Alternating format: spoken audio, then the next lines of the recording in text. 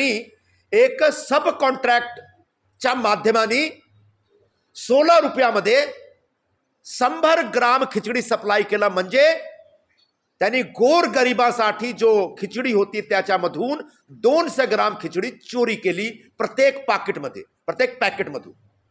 म्हणजे हा खिचडी चोरी आहे। आणि याच आधारावर मी सांगतो, फक्त आमच्या विभागाचा उमेदवार नाही पण संजय राऊत पण खिचडी चोर आहे आणि त्यांनी गोरगरिबाची खिचडी चोरी केली आणि खिचडीच्या बद्दल सप्लायच्या बद्दल त्यांनी दलाली घेतली। स्वतःचे कुटुंबाचे जो सदस्य आहेत त्यांच्या नावाने।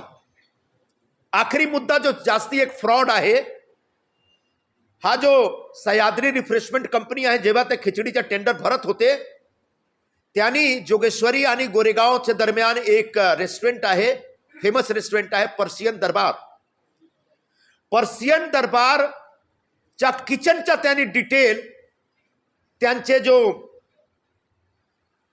पिटिशन होता, त्यांचा जो कॉन्ट्रॅक्ट होता, त्यांचा जो टेंडर होता त्याच्यामध्ये जोडून दिला। जेव्हा इन्व्हेस्टिगेशन सुरू झाला तेव्हा पर्शियन दरबारच्या मालिकाला बोलावला त्यांनी, इन्व्हेस्टिगेटर्सनी, मुंबई पोलीस आणि ईडी वाल्यांनी।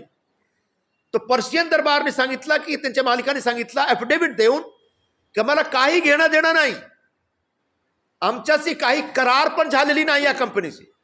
म्हणजे त्यांनी फ्रॉड करून कॉन्ट्रॅक्ट घेण्यासाठी एक मोठा असा रेस्टॉरंटचे किचनची डिटेल त्यांच्या टेंडर डॉक्युमेंटमध्ये जोडून फ्रॉड करून त्यांनी टेंडर घेतलेला आहे। याची पण चौकशी चालू आहे।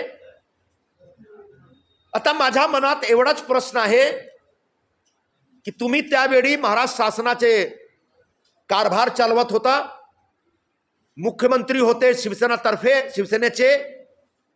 प्रत्येक 2-3 दिवसात ते फेसबुकवर येऊन एक रोतला चेहरा घेऊन ते लोकांना असं आश्वासन देत होते की आम्ही तुमच्या बरोबर आहोत, पण त्यांच्या हाताखाली त्यांच्या स्वतःचे जो करीबी लोक आहेत ते गोरगरीब लोकांच्या खिचडीमध्ये दलाली खात होते का त्यांना वाटत, त्यांना माहित नव्हता। त्यांचे जो पुत्र आहेत, त्यांचे पीए, सेक्रेटरी हाच खिचडी घोटाळ्यामध्ये आतमध्ये आहेत। तो संपूर्ण त्यावेळची शिवसेना हा खिचडी घोटाळ्यामध्ये सामील आहे। आणि याच्या आधारावर मी ईडी आणि जो भी जांच एजन्सी आहेत त्यांच्याकडून अशी मागणी करतो की ज्याप्रमाणे तुम्ही बाकी सगळ्यांना अटक करता आणि त्यांची चौकशी करता, त्याचप्रमाणे संजय राऊतची पण अटक झाली पाहिजे, त्यांच्या विरोधात पण केस दर्ज झाला पाहिजे आणि त्यांच्या विरोधात पण एक सविस्तर चौकशी खिचडी घोटाळ्यामध्ये झाला पाहिजे। कारण त्यांच्या भावानी, बहुतेक माझी अशी माहिती आहे की त्यांच्या भावानी पण सांगितलं आहे की तो सह्याद्री रिफ्रेशमेंटला ओळखत नाही। सह्याद्री रिफ्रेशमेंटमध्ये जे पार्टनर आहेत त्यांच्या काही घेणं देणं नाही, त्यांना ते ओळखत नाही, त्यांच्याबरोबर काही कारभार नाही त्यांचा।